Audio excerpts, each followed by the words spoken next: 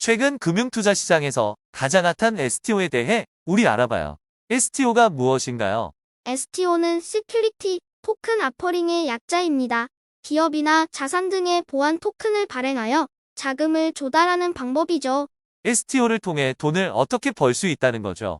크게 두 가지로 나뉘는데요. 우선 투자자가 STO를 통해 투자한 자산의 가치가 증가하여 판매하는 것입니다. 두 번째로 해당 기업이나 자산 등에서 수익 분배를 받는 것입니다. 예를 들어 부동산 STO의 경우 투자자는 부동산 자산을 구매할 수 있고요. 해당 자산이 인기 있는 지역에 위치하거나 성장 가능성이 높은 경우에는 토큰의 가치 상승으로 거래 차익 수익을 얻거나 또는 임대 수익 분배를 받을 수 있습니다. 결국 투자 대상 자산의 가치 상승이 중요하겠네요. 그리고 다른 곳에서는 알려주지 않고 있는 내용인데요.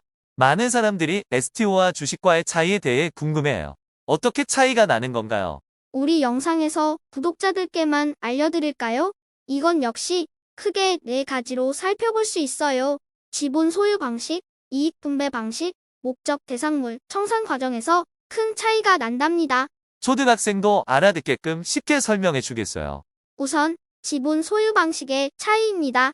STO의 경우 보안 토큰을 구매하여 지분을 소유하게 됩니다. 반면 주식은 해당 기업의 주식을 직접 구매하여 지분을 소유합니다.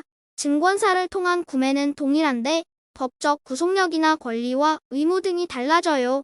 법 얘기가 나오니까 너무 어려워요. 이익 분배 방식은 어떻게 다른가요? STO의 경우 해당 자산을 통한 수익으로만 이익을 분배받을 수 있습니다.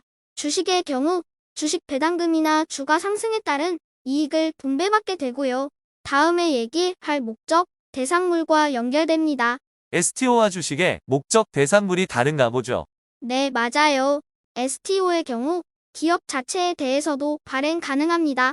다만 부동산, 예술품, 저작권, 채권 등 그 대상이 실물뿐 아니라 증권화할 수 있는 모든 것들이죠.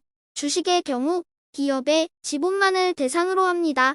그러다 보니 STO는 목적 대상물 자체의 수익만, 주식은 기업 활동 전체를 통한 수익이 분배 대상이 됩니다.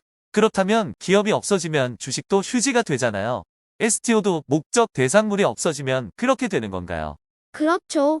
이를 청산 과정으로 설명할 수 있어요. STO나 주식이나 매도를 통해 차익을 얻을 수 있는 것은 동일하죠.